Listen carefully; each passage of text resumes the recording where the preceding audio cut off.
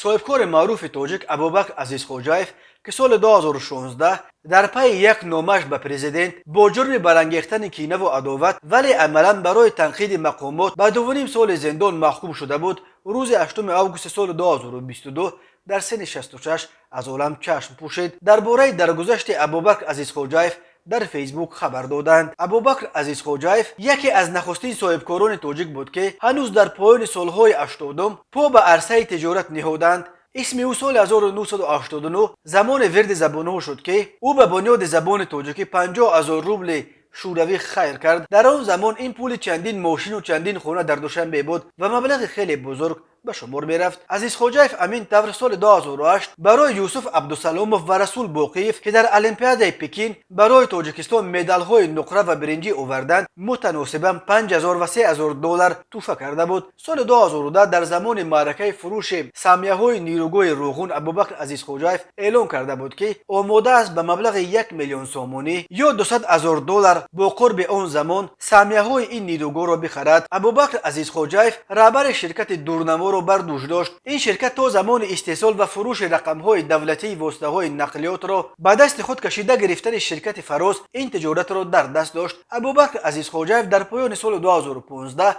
در یک نامه به پرزیدنت امامعلی رحمان شکایت کرد که تجارت او را زوراً از دستش گرفتند. او را ماه فوریه سال 2016 دستگیر کردند و برای چند ماه در بیمارخانه بیماری‌های روحی شهرک کوکتاش نگاه داشتند. ماه ایول سال 2016 دادگاه نویه اسماعیل سامانی عزیزخوجایف را با جرم برانگیختن کینه و عداوت به 2.5 سال زندان محکوم کرد. او 2.5 سال حکمش را پرره ادا کرد.